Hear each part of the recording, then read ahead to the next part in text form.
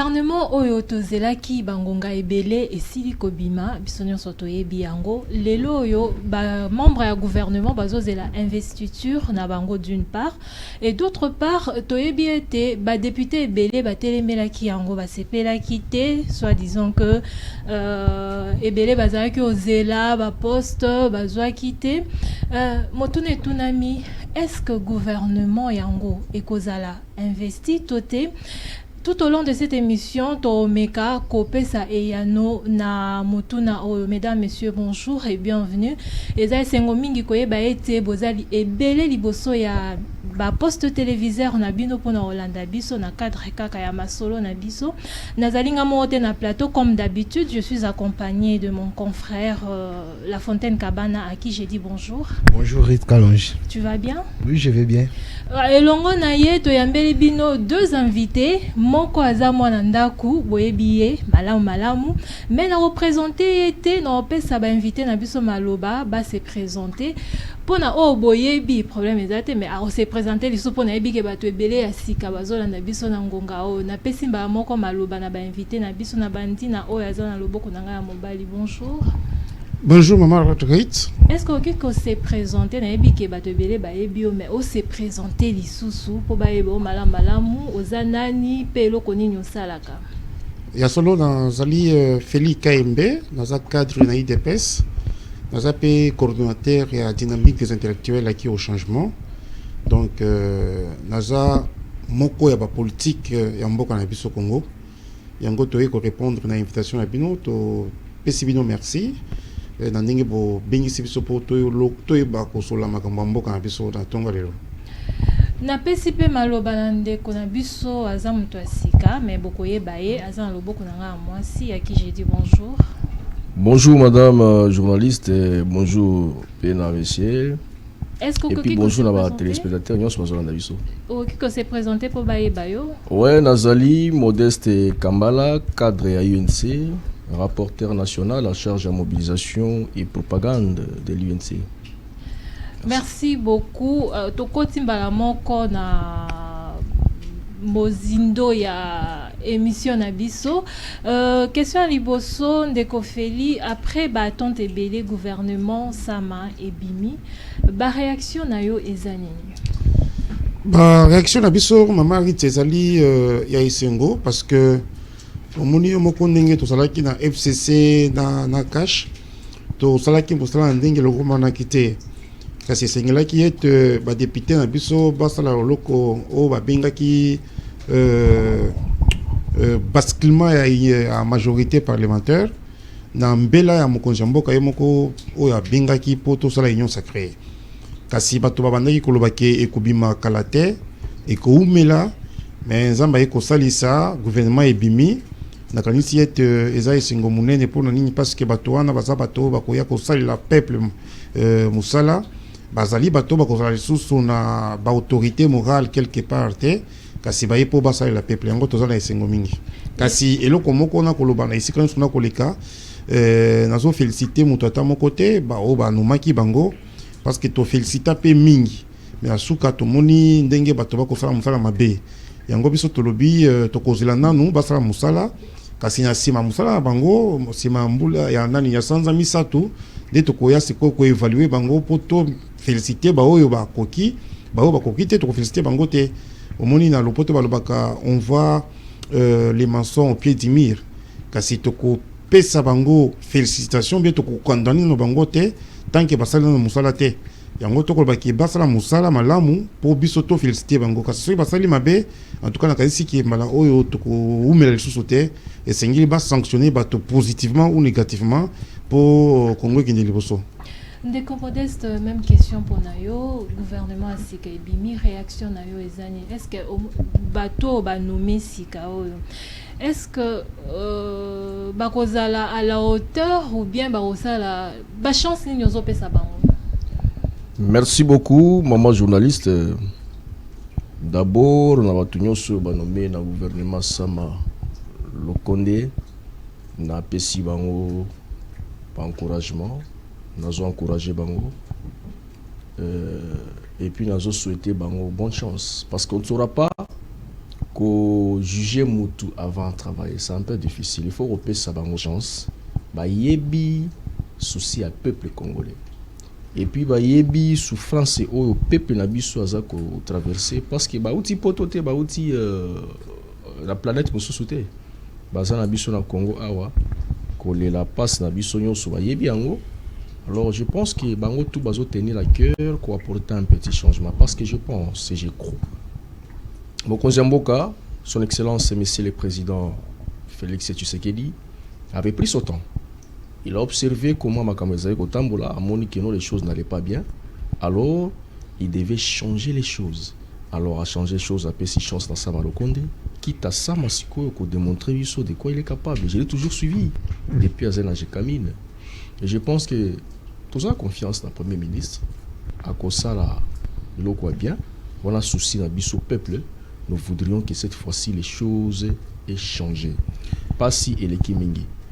Congolais en posa lia alata bien atambola bien on est congolais tolinga kimia donc c'est un peu ceci tout makambu o yezai kolekana est ya mboka eza pasi mingi peuple azar souffrir bande on a biso baza kufa bututo moi epe moi toza komona ba image ndenge za kotambola ezo sala pasi mingi na motema congolais aza mutu ya ba bitumbate congolais linga kimia alia atambola na sécurité voilà ba défi aux là gouvernement au ebimi baza na musala makasi isa blague te baza vraiment na musala makasi je pense que yango bazola ki yango temps pour que gouvernement ebima ndeko modeste to tikala ka na yo mais to yokaki ke bo prometaki bolobaki na gouvernement o ndenge zobima boko kabola vraiment ba province nyonso bakozala na représentant na bango na kati ya nouveau gouvernement oyo mais pourquoi promesse yango to moni ko kisamite na ba province mususu ba longi kaka teti sikoyo ba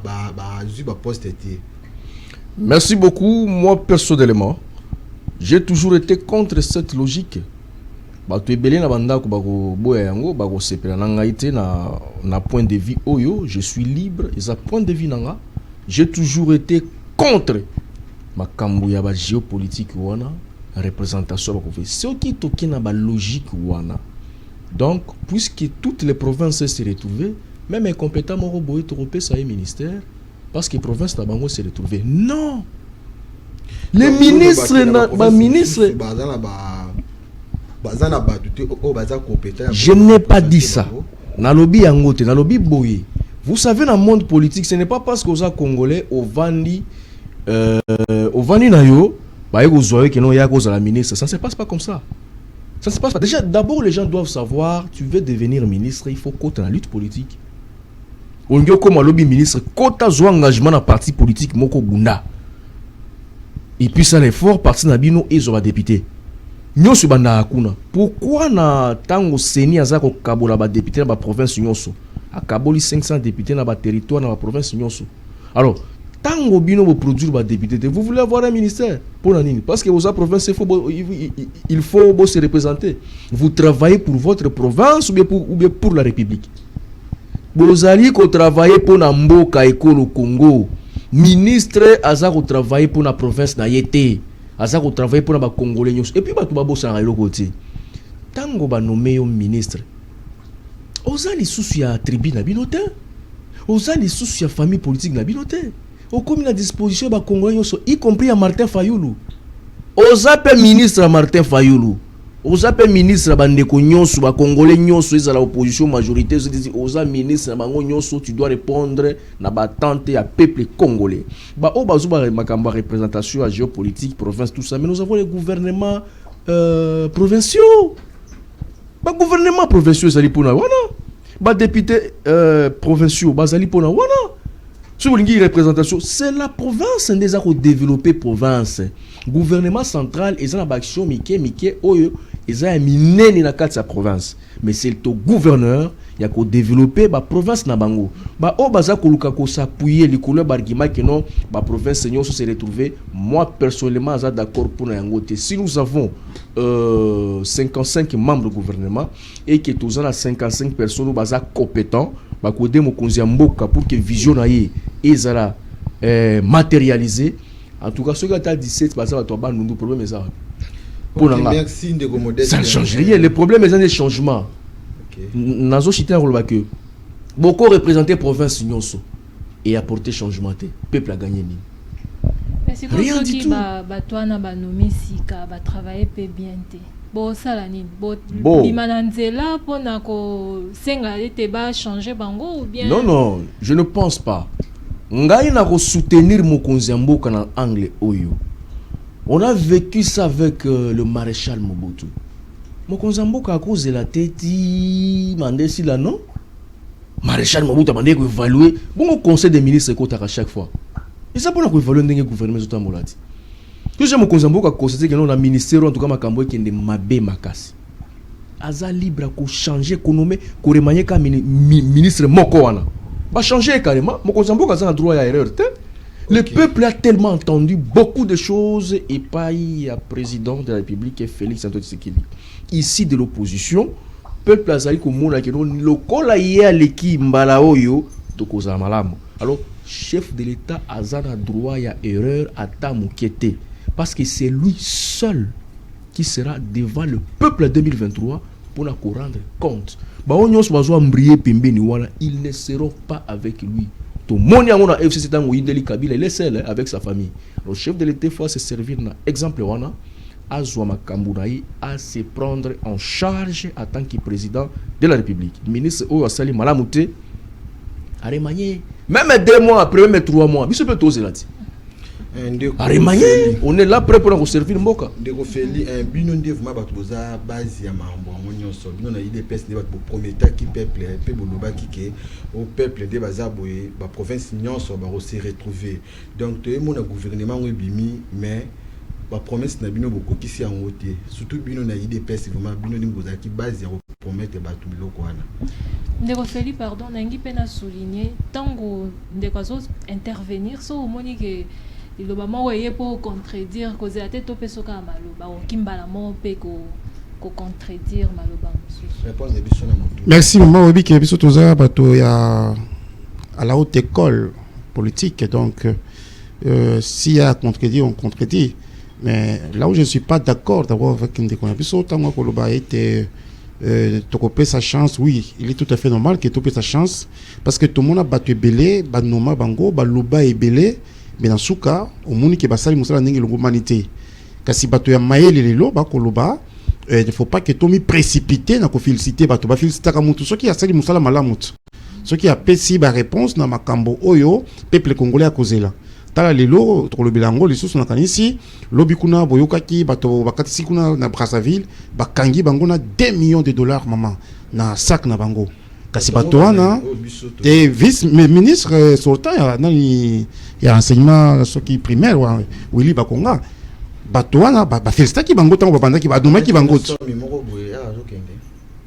oyoki ngo na radio te papa oza journaliste monenet bato wana tango banomaki bango ba félicitaki bango balobi bakosala musala to pesi bango chance boye kasi sima to moni ndenge ba combattre gratuité de l'école de base les lo bakangi bango na mbongo tout d'abord essayer ko baké de ko biso na dossier na on niveau à justice au moni kasi biso bato mayele lelo tozaki na matinée politique na biso kuna na secrétaire général Augustin Kabuya lobby na bakonzi mususu to comprendre que il y a solo ba nommer bato bazui confiance à mokonzi mboka kasi sengeli yete bato wana basala no musala tango bakosala musala to moni ke basali musala ndenge longomani ba répondre na vision mokonzi mboka na vision au peuple congolais koluka yango toko sanctionner bango positivement ou négativement il faut to évoluer no bango kasi pour la mutuna na ondeko na kanisi bato mingi bakanisa kapona ko salela mboka il faut la ministre au cause de la ministre était au cause de la paix chef Yari au cause de la bourgmestre au cause de la chef à commune au nani ce qui ni yanzando au cause de la mboka na yo pour outi koloba au monique tozui na no 56 ministres mamarite tozalaki na 66 je crois donc 10 elongwe to diminuer parce que mokonzi mboka koloba il faut to diminuer dans nos train de vie. Il y a une institution, après ce que tu réduire taille, il y a gouvernement, et comme ça là qui est mbongo bandaki ko bimawana, to tiango na makambo mususu na ba secteur mususu. Ce qui au talibien ministère moko akozwa combien ya batu akozwa mosolo ya mboka combien, donc c'est beaucoup d'argent. Bande qu'on a biso ba koloba te ba mi retrouver na gouvernement te ndeko tala ba entreprise ezali ba nommé na noté ba ambassade ezali ba nommé na noté ba ambassadeur ba tour na sengeli bazela biso zo tokoza la ba ministre te na yebi bien que Félix Tshisekedi Tshilombo président na biso azolinga inclusivité ezala na mboka nyonso mobimba na biso ya Congo, unité nationale ezala kasi soki mutu amoni ke ba nommé yete azela ba portefeuille ezali ba nani ba ambassadeur ba konomé bango, donc eza biso ba toyi de peste et sengeli pe koyebe loko moko ndeko IDPS azui pouvoir ya solo mais toza na auto koloba union sacrée yango to solo ki kuna lobi na secrétaire général Augustin Kabuya mutu na mutu regroupement politique atindi bato na bango kasi soki regroupement politique na bino etindi yote wana eza likambo IDPS te IDPS asali musala o yaye atindi bato yaye biso pe bato ebele pe batikali mais tosali mobulu te tolobi te mais tozolande comme tango ba konomé ba nani ba mandataire ba entreprise publique tango ba konomé ba ambassadeur na kanisi ke province o tokoloba nani ya Kwilu o na mwinde ozo sala allusion na nani Équateur bato wana ba komi retrouver et sengeli tozala na culture ya conseil la mboka esika nyonso ozali ezaka soki oza ministre te ministre oui oza pe limité mais au conseil la mboka na ndenge mususu tant que ozala ministre te moyebi ke promesse pesa la soki ba yebiso eloko mo boy pa mutu ba laki eloko mo boy tant que yozo zelango mais ce que comme na temps moko boy ozele eloko mo mene eloko mo na temps ni comme oyebi ke sala pe mutema bien te papa et sala ka musela mutema bien te mais sengeli koyeba ke politique eza na ba exigence nango ngana koloba yo naza na baninga nga to kombataka na bango ebele na tanga kombote basalaki pesi la liste ya bao balinga ba nommer bango ba ministre bamusu bayawa na bayamba boyamba bango awa mais esalami ete ba réalité politique esali ke tendeko zela nanu okozwa fonction mususu ekosala mabete eloko o esengeli toyeba Congo ezala likolo ya biso nyonso Congo ezala liboso ya biso nyonso biso tozala sima Congo kasi soki okoloba ke ngai ndeko na politique okende musika te lelo ozuite sala mboka ndeko ko sala ngo bunda na parti politique na yo omi confirmer na parti politique na yo omi confirmer na pays lobi kuna nzamba ko ko sala sabatie pe loboko banome yo kasi tango ba noma kapendeko est-ce que mutoza na vision ko sala mboka est-ce que mutoza vraiment na bolingo ya mboka parce que belé ndenge ba konomé bango ko mona ke e komi tour na biso lobi kuna bakangi bango ba yibi ba mbongo okomona ba province na bango ba to ba village na bango ba bandi côté mate bo libérer ye oyebi konomé ezali malamu ko zwa nomination ezali malamu mais ko sale la peuple eza ya mutu ya mingi ndeko na Congo lelo tozali besoin na bato oyo bakosali la mboka ba mingi bakoloba banomenga te nazwi te azomi kosa ye moko parce que ayebi ke tango bakonome akokende koyiba mbongo tala na makambo koleka kuna na nani na parlement na biso omoni ba député nationaux ndeko ba oyo baza likolo ya gouvernement parce que bango nde ba investissaka gouvernement ndenge ba kosala ngo bango nde ba contrôlaka ba ministre ba interpellaka ba toana mais ba uti et bel 138 wana gloire soit rendue à Dieu tango mokonzi mboka bengisi bango solo na bango ba comprendre était toza na place na biso ya choix na parlement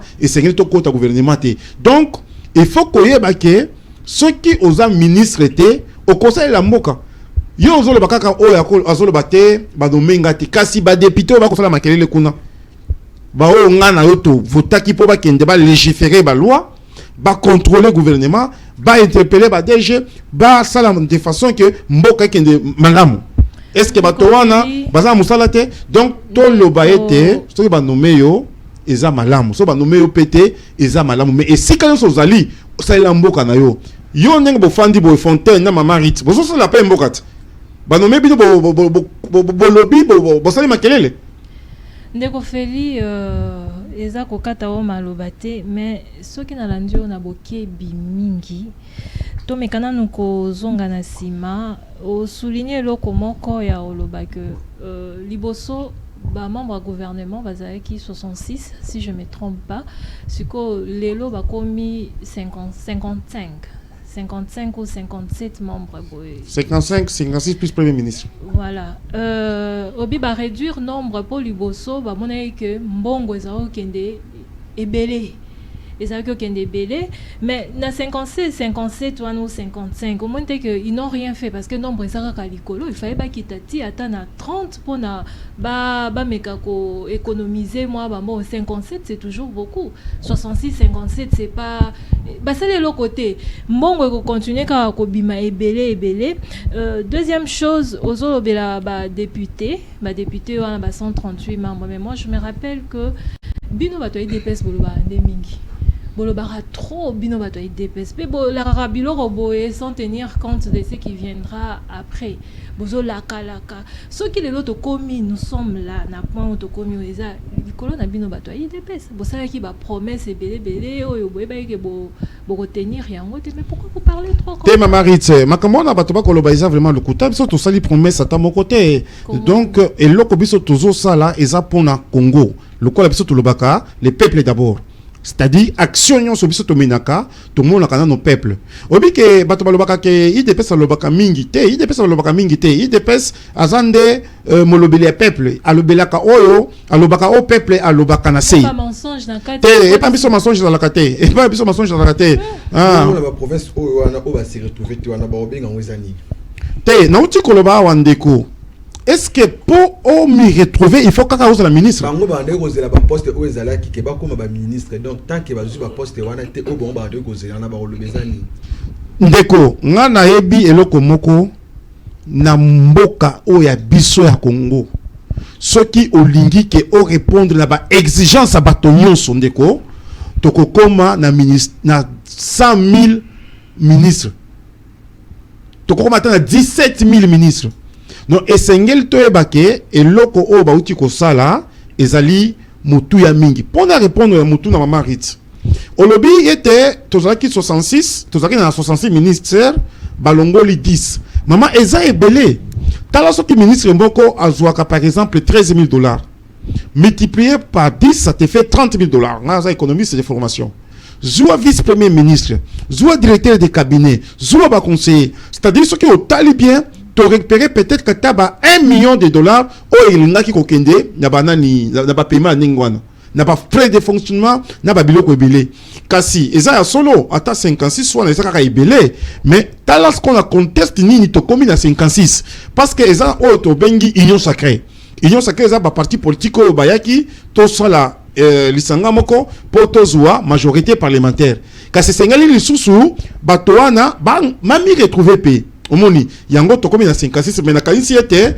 ndenge to ko évoluer so nzamba salisi to ko koma pe na ba 40 to koma pe na ba 35 na ba mbule ko ya liboso mais eloko ya mutu ya ezande bato basalela mboka na biso na ndenge ya bosomi to ko na 56 ministères mais ceux qui bango ba mitie vraiment na musala na bango ba mi pesi vraiment na devant pour basalela mboka na ndenge lgomani okomona ke ekozala pe ebelete donc problème ça a ezande ki muibi o to uti ko vivre na régime passé na régime o ya biso ba mususu ba yaki na makanisi ya mabe ya koyiba mbongo ya l'état yango monike to mi retrouva ki na nani na impasse financière ko balobaka kala kakande mama eloko to uti koyoka na bino bato ba kolobaka nani article 43 ya constitution kolobaka gratuité de l'école de base mais au lieu de soutenir eloko wana vision wana ba bango batanga na bapoto mais ba koyiba mbongo ba ko bundisa gratuité de l'école de base ndenge nzambe pa la la kate ba bimisi bango na poisson o to kendaki ko pesa sasunge so félicitations est-ce que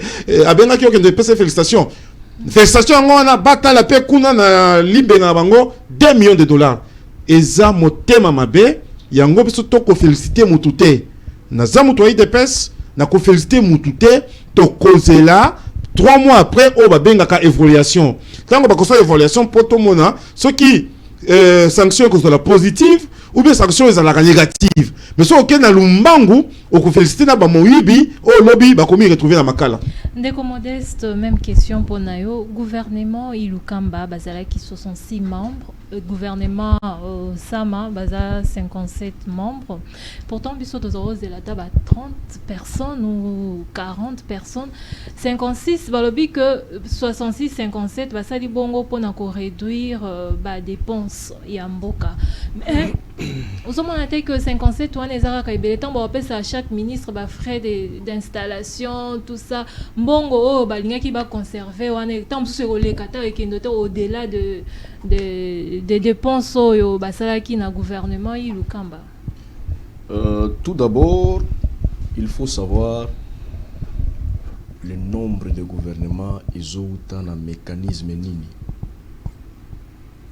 C'est un gouvernement tout au départ. Le cash cap pour le changement a gagné la présidentielle, mais nous avons perdu l'Assemblée nationale. Le FCC a eu la majorité parlementaire. Chef de l'État Mokonzambo Kabundi a réussi quand même à arracher quelques ministères au lieu de cohabitation, tokeneki na coalition FCC cash. Tokomaki na ba nombre de ministères wana vu que ba demande des alaki ebele na taille à gouvernement na composition à majorité parlementaire. Et comme ça qui gouvernement taille à gouvernement na 65. Toyeko quitte na 55. Cette fois-ci, c'est quand même encourageant. Mais tokoki ko focaliser problème et konate. Les problèmes ce n'est pas la taille du gouvernement. Les problèmes ezali rendement, réalisation, travail au gouvernement qu'on produit. Vous pouvez avoir un gouvernement de 10 ministres et s'il ne travaille pas bien. Vous voulez avoir un gouvernement de 80 ministres, je n'encourage pas taille exorbitante à gouvernement. Nous allons juste repérer cet exemple. Si vous avez un gouvernement à 60 ou 55 qui ne produit rien, moi je suis optimiste et puis je n'allais pas soutenir ma bien. Et puis je reste positif dans tout ce que j'entreprends, dans ce qui est positif. Pour les bisoba chrétiens, la vie et la mort sont au pouvoir de la langue. Alors moi je dis, Nazali kopé sa chance na gouvernement Sama Lukonde. Tous la moté mama beteli kunya teke to mona kake ba ko échouer. Non. Ceux qui va échouer bon biso to gagner ni. Est-ce que peuple a besoin ba échouer ou bien peuple a besoin ba gagner? Parce que ceux qui va échouer c'est le peuple qui continue à perdre.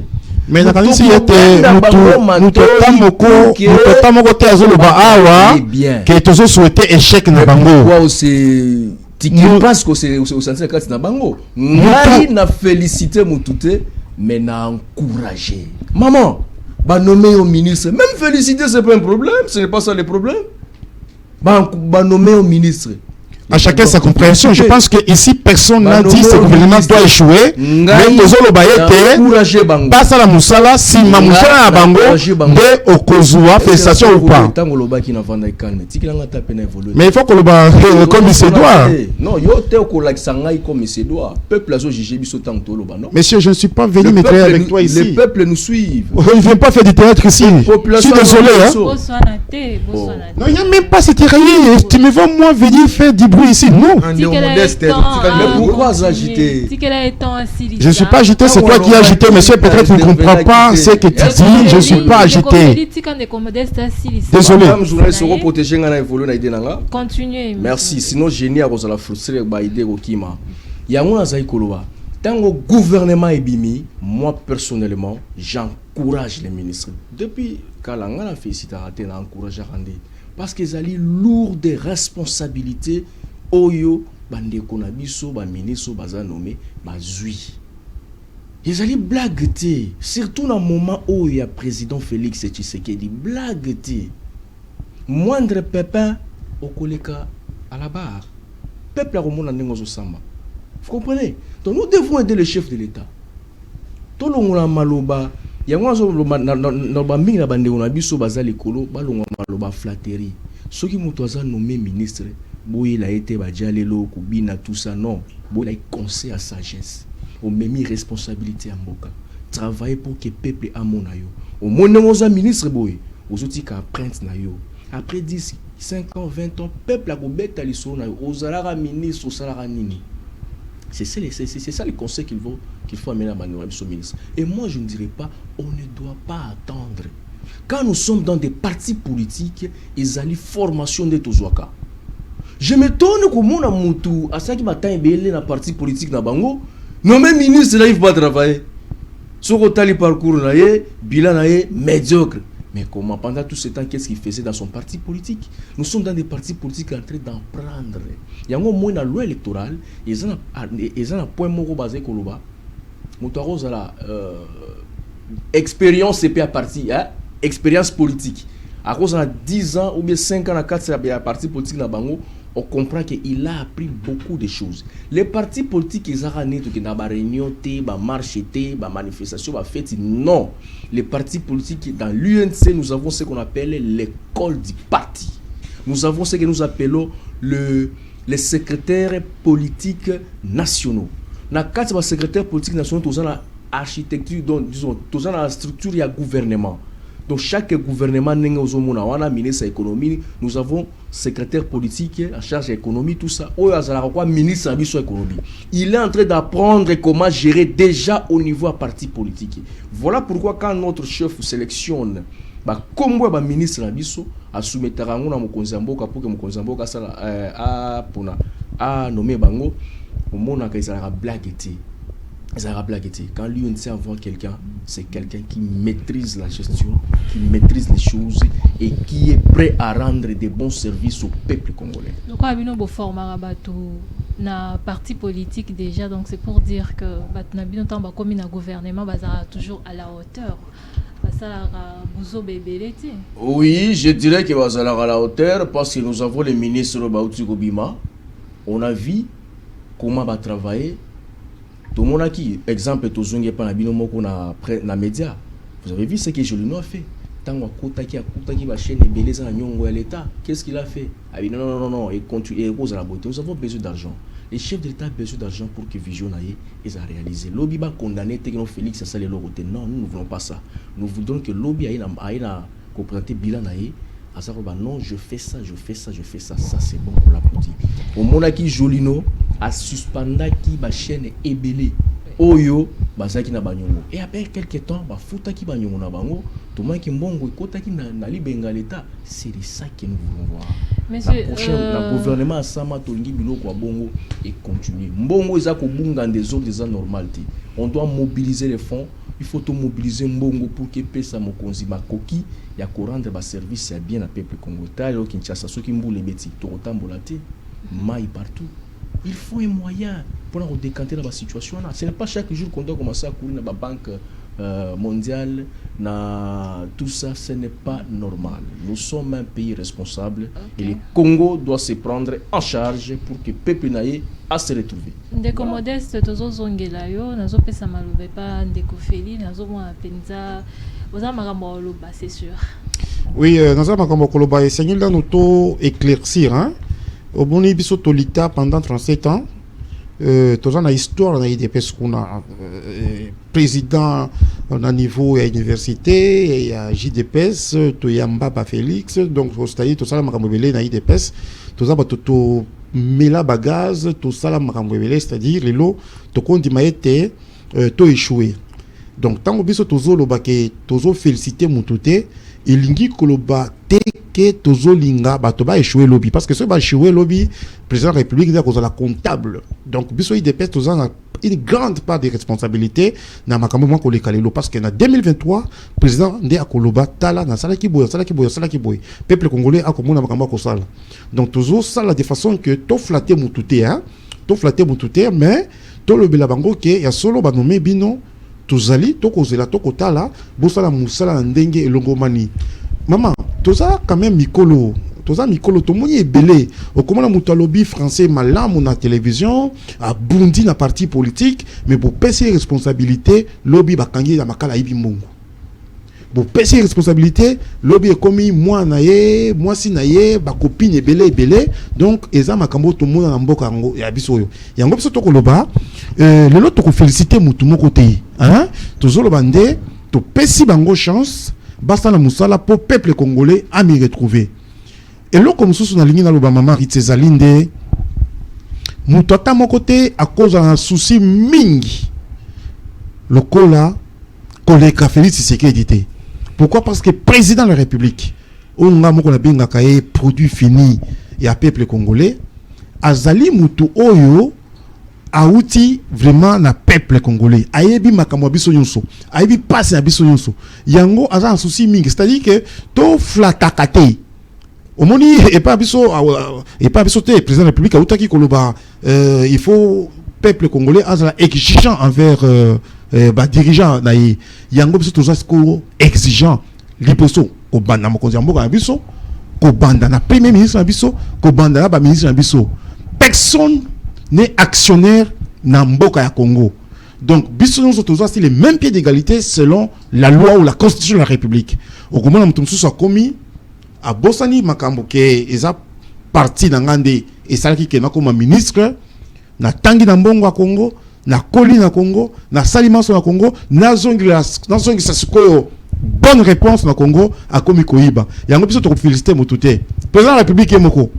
Tango anomaki ministre tango ba utaki ko voter gouverneur alobaki makamba variation. Donc école na biso ya IDPS eza école munene eza école fraternité to causer la évaluation maman.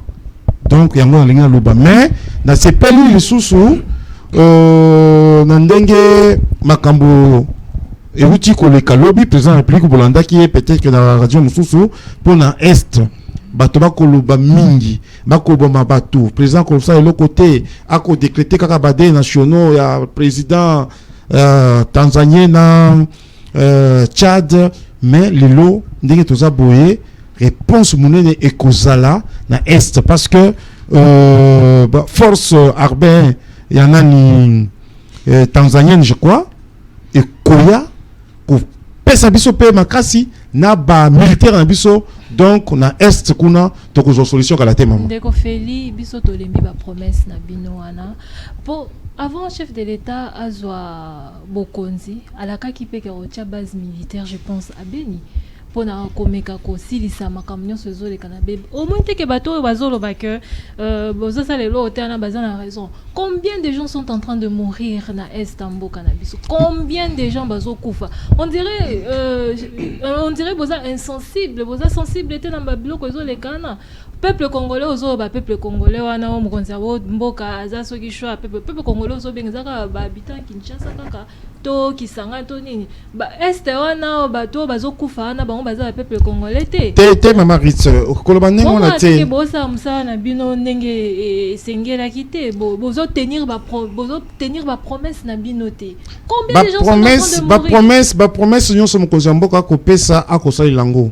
Maman Ritz oza journaliste muni na ebi mokonzi mboka banda azwa pouvoir asala au moins 3 voyages na est kuna bakendaki pe na directeur de cabinet de l'époque Vital Kamerhe akuzongi azongi 3 fois ndenge tokoloba boye Maman Ritz état major avancé eza kuna na est ndenge tokoloba boye ba force na biso ya nani mapinga ya biso ya Congo et si récupéra ba territoire ebele oyo ba rebelle bazalaki nango pendant 18 ans. Tanga ba territoire quel territoire? Ba territoire rebelle maman na kotanga kombote.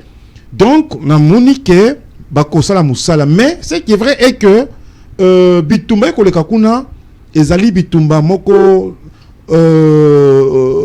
oyo bato na biso ebele baza na kati kuna ceux qui batera qui vraiment yango ya solo pourquoi pas bitumba ngo ici la ratetina lelo donc tozo mona bitumba ngo zo ya ku tozo bimande lisusu makasi oyebi toza na combien de groupes ya ba rebelle kuna ndeko ya solo basi ba récupérer ba territoire rebelle mais bazo ki m'appelle ya banzamba kuna ba koti na nzamba ba bimeli bato ba koti na nzamba bimeli bato yango mokonzi mboka sikoyo na ko répondre na mutuna ya Maman Ritz nenga lobi ba promesse oui ya solo mais akosala yango parce que état major général asi atinda yango kuna ekosala musala yango yango esali ke to récupérer ba territoire mususu mais tozo vraiment na mawa mingi pona ndeko ba ndeko biso baso kufa kuna mais mokonzi mboka uti kozwa décision mususu maman oyo armée étrangère ekoya pour prêter biso moins force na yoki les sous na ko confirmer te na ni armée à Égypte pe ekoya donc réponse ekozala kitoko mais eloko moko nga na zolo ba ezande biso moko ba congolais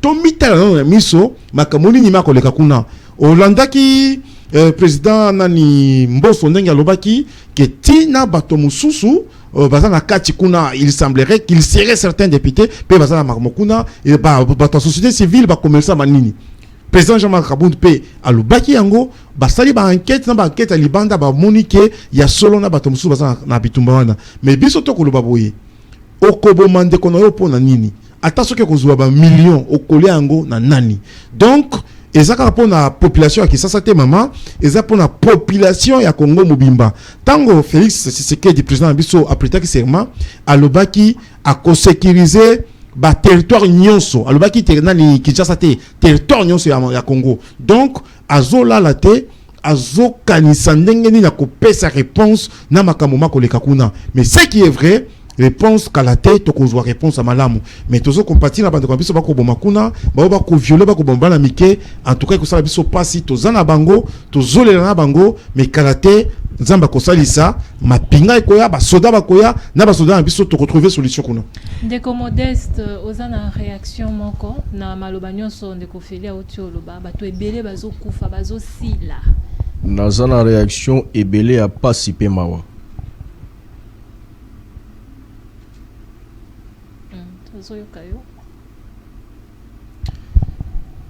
milimo ya bandeko na biso oyo bakufi lisusu lelo na ntongo epema na kimia mama ntango namonaka makambo ya este ntango natalaka makambo ya este naposa kolia esilaka ngai soki natali baimage wana nakosa ata une semaine nazolia viande rouge te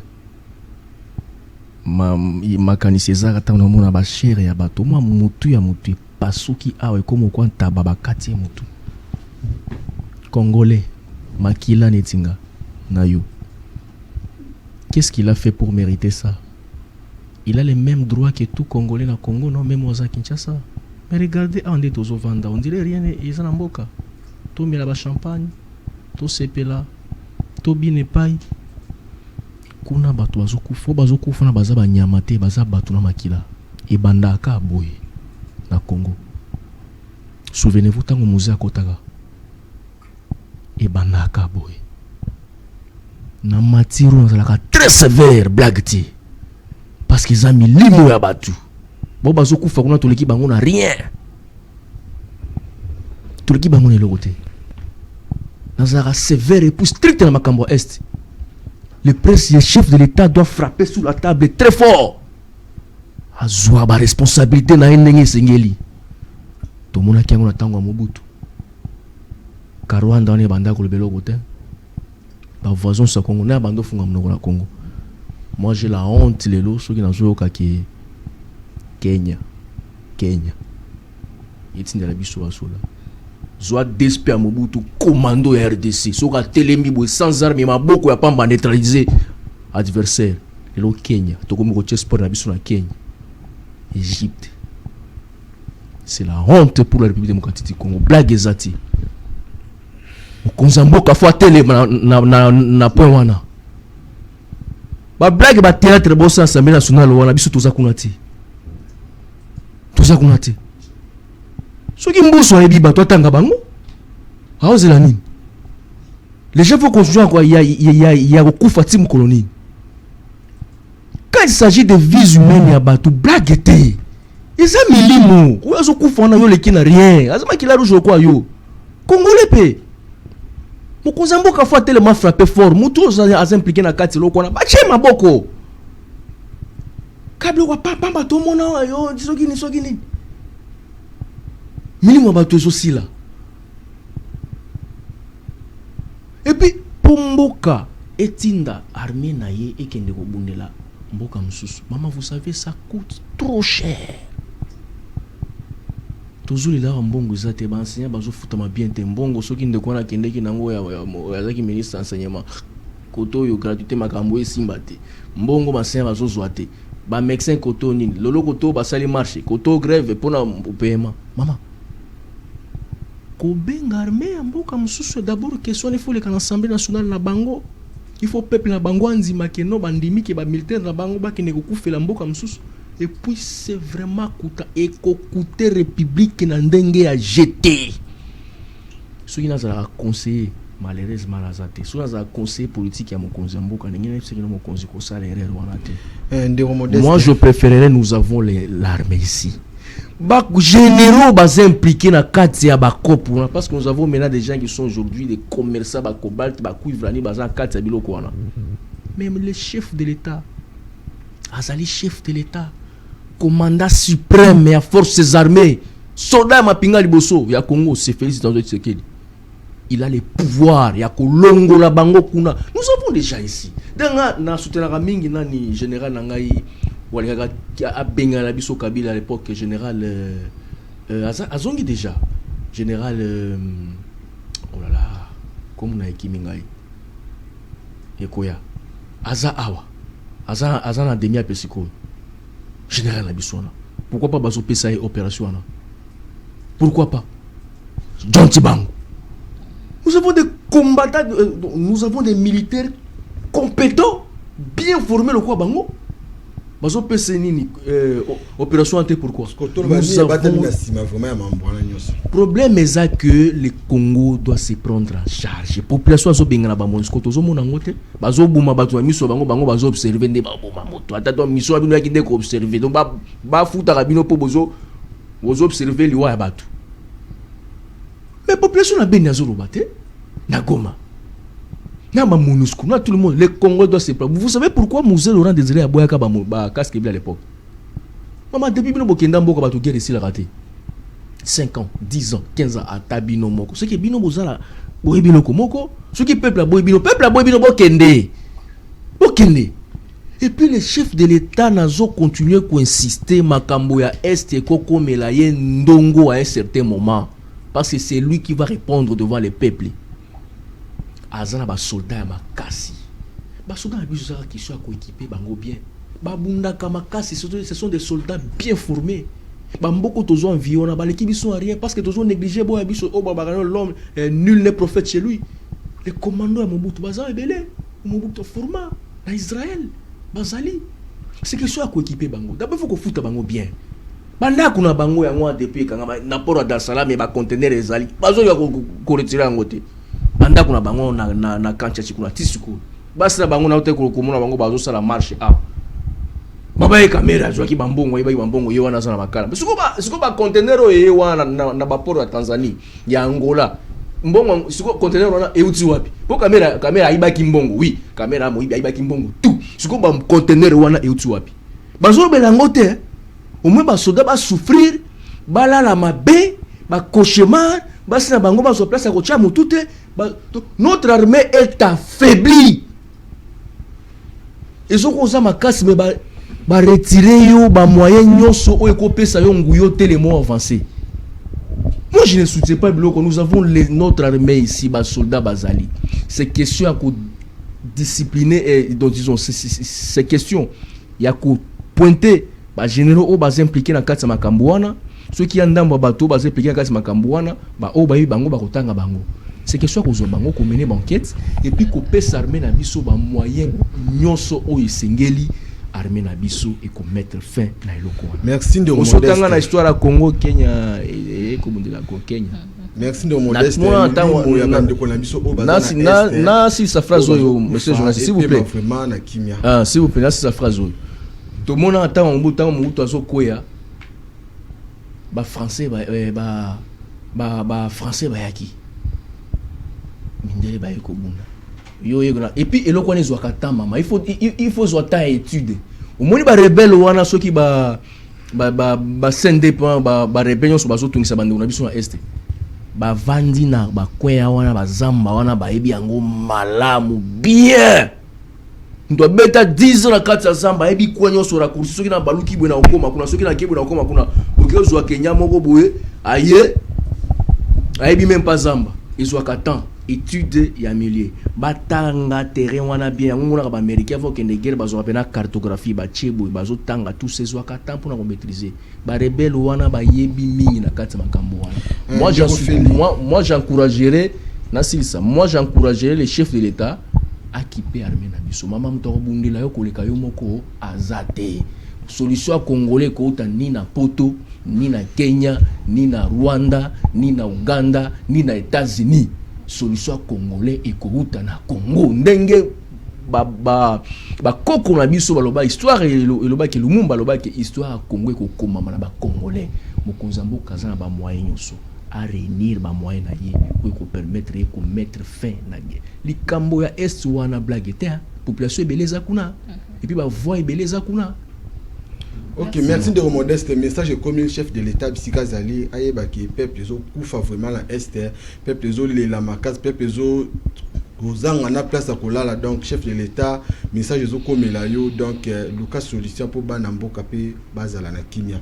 Et de refaire tous on a gouvernement, mais Toyoki qui va député. Avant tous on a gouvernement de quoi? Là, il dit que il ne faut pas qu'on soit là, ce qu'on appelle l'intendant de la farce. Ou soit Koloba Makambo sécurité avec une certaine légèreté, comme si c'était du théâtre. Et ça, Likambo Oyutali Mboka. La personne la mieux informée, c'est Félix Antoine Tshisekedi Tshilombo, dans ces pays, pour toutes les questions.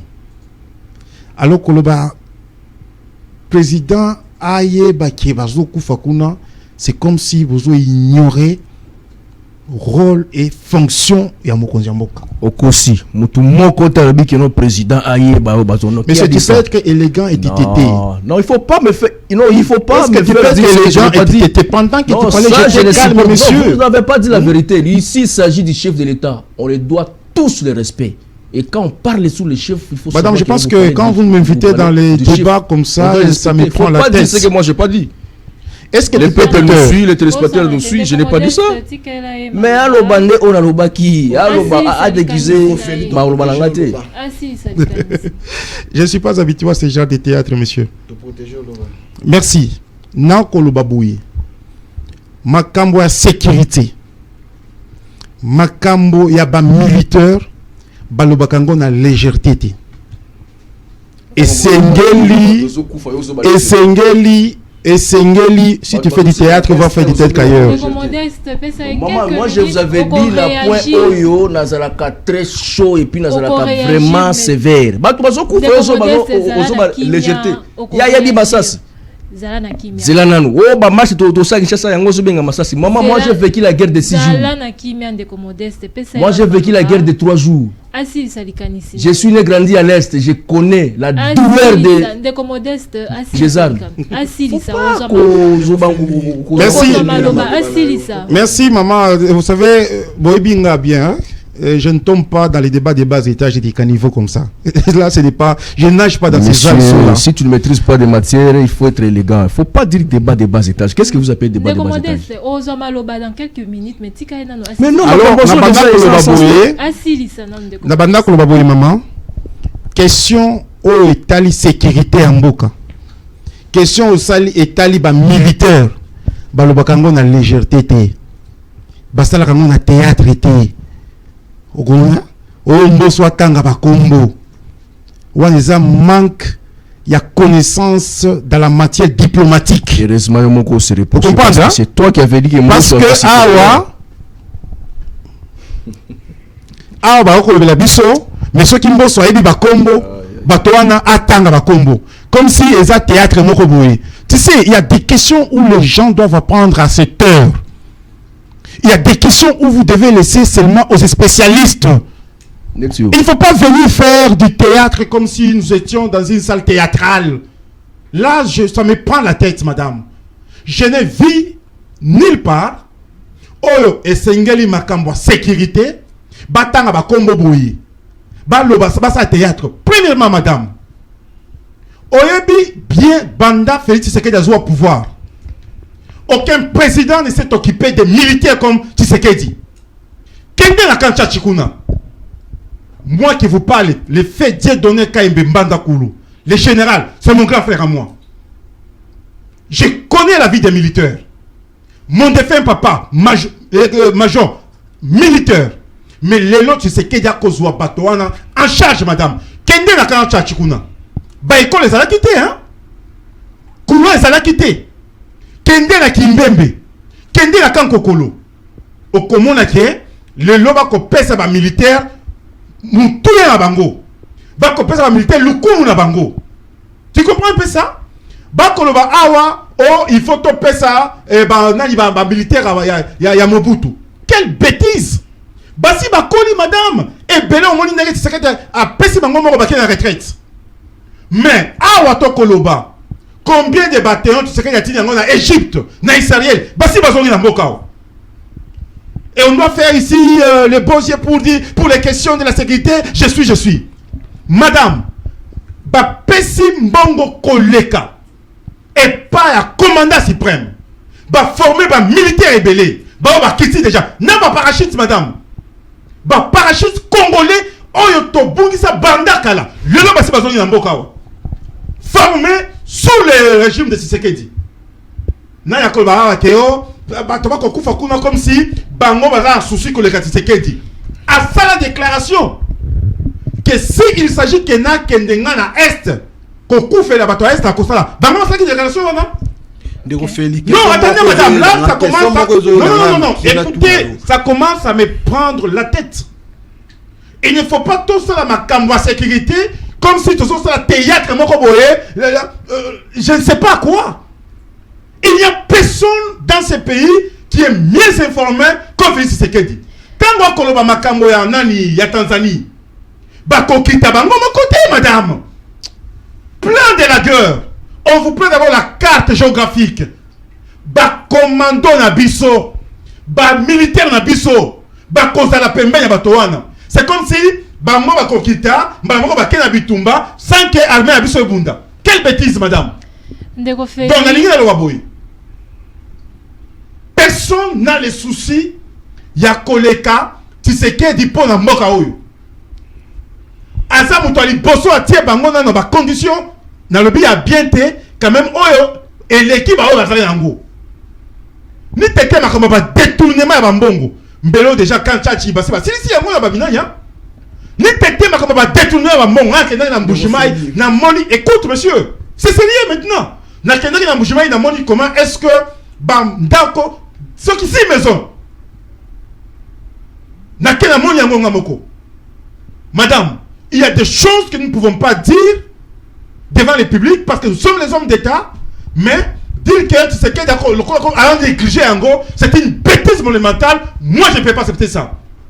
D'ailleurs, Oebi, Naebi Félix Tshisekedi avant comment président de la République. Nabunda Nae des pèses. Président de l'université, je l'ai fait venir moi. On a failli me chasser à l'université. Pour ça, il les comprend, il le sait. C'est un monsieur. Pour ce pays, il est prêt à tout. Il est prêt à tout et personne ne peut faire une aventure de mauvais goût comme si à son tika militaire pemeni à son écoute maman c'est là nous est-ce que boyebi bolanda ki bino moko école de guerre banda Congo yo école de guerre ba inokila kango bomoni yango ba kosala kuna Ndeko Feli. Et puis il s'agit des questions sécuritaires où nous devons en parler avec beaucoup de sérieux. Merci, et pas avec passion. Merci mingi Ndeko Feli melana nusoi mwanda muto comme peko koma penza na suka ya émission na biso Ndeko Modeste ozana liloba oloba. Merci beaucoup madame. Je voudrais que bossa la partage équilibré il y a ba minute. Je pense que dans l'émission je suis vraiment, j'ai pas trop de minutes. Par contre, quand débattre dans la qu'il est temps ébélé. Je pense qu'il y a 12 minutes le quoi. Merci. Madame, moi je suis né à Kisangani. J'ai passé beaucoup de temps à l'est de la République démocratique du Congo. Au monument Sasio Boyoka, Toyoka na Kinshasa. Guerre autour à l'est kuna. Ba image au bomona dans les réseaux sociaux ana. Moi je vécu ça en live. Ma ça c'est bandi boza na école, bozo ki mana ba collègue mususu. Moi tozana secondaire. Massa c'est ba collègue na yo bozo ki manzela moko bozo mande bandeko ba camarade bazo kweya moto akufi alali bino boke bozo ki manase bozo batama eza blague te ko ganga awa toyebi bato msu baza ba champion ya ko faire dire bato loko moto alobaki te bato msu eza spécialité na bango sur ces plateaux. Heureusement, émission vous a rediffusé dans le soir, Bakolanda. Nulle part. J'ai insinué ici que notre président de la République a l'autre là, c'est le côté jamais. Est-ce qu'il y a quelqu'un qui soutient et qui aime son peuple? N'a pas président autre qu'on était dans Mboko, Koleka Fachi. Je l'ai dit ici. Peuple a un espoir et pas mon Konziamboka. Mais le président de la République ne va pas tout faire seul. Il est entouré par les gens. Il a des conseillers.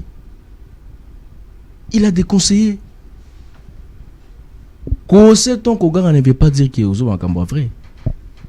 Tout le basuko Makambo hier est. Nulle part na plateau na bino. 5 minutes, nulle part na plateau na bino, j'ai dit ici que bonsoir Tangabatou. J'ai dit ceci. Heureusement, monsieur Rosa, rediffusé le soir. S'il y a des gens qui connaissent les bateaux impliqués dans Elokwana, bah dénoncer bango. Justice est remenée par enquête pour établir bah fait na bango. Madame, on ne doit pas blaguer avec les gens. J'ai répété encore ici ma Kambouya, ma maison préfabriquée. Quand j'ai dit que bah militaire bango là va souffrir, ma Kamuna bango il faut juste que bongisa repesa bango ba équipement sont nécessaires et bongisa mi conditions de vie na bango ko arranger en malamu. Nous avons des bons militaires ici. Ça je l'ai dit. Et le président de la République n'a jamais dit le contraire. Je ne fais que répéter ce que le chef de l'État a toujours dit et c'est son souci. Ba maison préfabriquée ça qui programme les gens sénat. Il y a le président de la République et c'est parce que ça qui problème militaire et tout ça qui est au fond pour ça lango. Merci. Je n'ai sollicité madame, mais n'a pas qui peut ça part équitable. Mais non, n'a évolué, mais émission est silinga lobby vraiment tant. Tu sollicité, mais tu comme déjà coché. Oui, mais bon peut ça partage équilibré, il y a ba minutes madame. Chité kasi tozoyoka. Partage équilibré ba minutes. Tozoyoka. Likambo ya guerre et c'est ça likambo reprend la légèreté. Il ne suffit pas qu'on crie na Kinshasa awa. Nous avons des familles, des gens qui souffrent et qui meurent tous les jours. Les gens doivent aider le chef de l'État. Il a bel et bien les soucis, mais il doit être accompagné par ses propres frères congolais. Message dans ma case, c'est que tous ceux qui sont impliqués dans la case, il y a complot, il y a commerce, il y a colta. Au bas de makambo ici là, au bas de la mokonzamboka bâton à roue. Le peuple va les dénicher. Le peuple va les dénicher. Et puis bakozobi tumbura bango. Je continue à dire et à répéter, les chefs de l'État a confiance à son armée et nous avons les militaires capables ya ko bouter ba adversaire wana les ba ennemis à libanda c'est question à encadrer bango bien. Est-ce que vous savez que mokonza mboka cause la paix tout le monde a to vivre ngoti mokonza maloba ya mokonzi ezala mibeko ce mokonza promettre ces questions ya batu o balandi mutu na mutu sa musa déjà mokonza pesa ki ndingi sabi no boy to sala boy. Chacun de nous doit prendre sa responsabilité pour que répondre valablement à l'exigence à peuple. Merci. Ils ne savent pas ce qui coûte la guerre. Hein. Merci beaucoup. Vous comprenez? Merci. Je reste optimiste dans les militaires congolais. Merci beaucoup. Peut-être il est quand qui n'a ni soumet na landi ango bien te. Tous en ayo awa na relégation à plateau na prochainement. Merci. Pour enrôler la makambo. Merci beaucoup de je chute en disant. Merci beaucoup de Modeste. Bien que vous singa maloba na siside. Tokatiote bandeko balandi émission ezana no eza vaste non aussi si tokomi kutu na katikati ya émission te. Tokomi déjà na suka ya émission na biso mais nazo pesa ba invité na biso 30 secondes pour baloba liloba na bango ya suka ndeko Feli na lombangu mingi. Merci maman Ritz na lobby président de la République alobaki la loi suprême c'est la loi du peuple donc et loi atamoko l'équipe peuple était c'est-à-dire toko dépenser mbongo te eza ba partenariat oyo ba signaka pays na pays ceux qui ont un problème bakoya ko assister bino. Même s'il faut to dépenser ba milliards de dollars pour la vie à Batou, to ko dépenser yango pour peuple azala na kimia. Na uti koloba, muto tamoko te aza un souci que le kaloko la Félix Tshisekedi pour na peuple congolais na makamoma ko leka kuna na est. Yango akotia ba moyen ye ako faire former ba militaire, ako créer ba école de guerre pour trouver ma solution, pas seulement à l'Est, maman, mais sur toute l'étendue de la République de la démocratique du Congo. Merci, Mingi Ndeko Feli.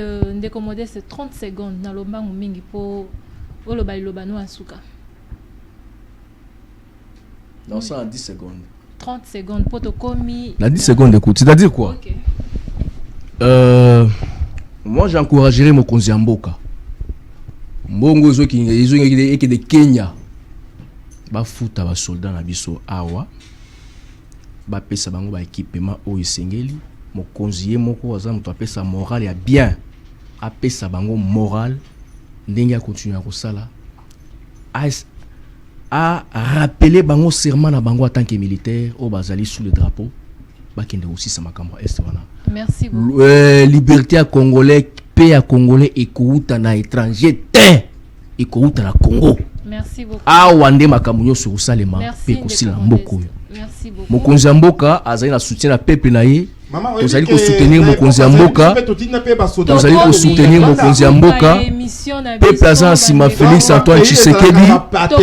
Banguna nyonso o bazo tiela ye beton na roue, o bazo distraire ye na ba makambo zangi sens. Baroza bako échouer.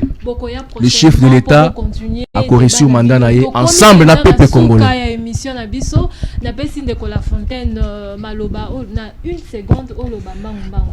Merci Ndeko Ritz maloba et ko zanga te tant que tozali awa merci Ndeko Feli malobi ko zanga te tant que tozana be invité oyo to moni ke bino mona banda ku ndenge bolandi émission oyo bo moni ke to silisi yango te donc to kati yango kata pota et koki déjà donc to pesi bino merci tant que bozala ki wana présent pour na kolanda émission oyo apiki solo oyo ezaki réaliser na ba technicien na biso oyo balamuka ki depuis tongo baza awa pour na ko réaliser yango merci belé na bino nyonso o bolandi biso na tongo le peu merci belé na be invité na biso o ba demel ko zala présent na émission oyo bandeko balandi to sepeli mingi to ebi ke bozala ke belé pour na Rolanda biso émission silité to komi ata na katikati te bandeko na biso ba ozonga lisusu prochainement poto silisa émission oyo lolenge sengeli na pesi joyeux anniversaire na ndeko langa La Fontaine oyo aza pembeni na biso po lelo eza mokolo anniversaire na ye longévité pe ndeko La Fontaine bon anniversaire merci mingi na ba oyo nyonso boyebi ngai ba oyo bazolanda biso en dehors du pays na pesi bino merci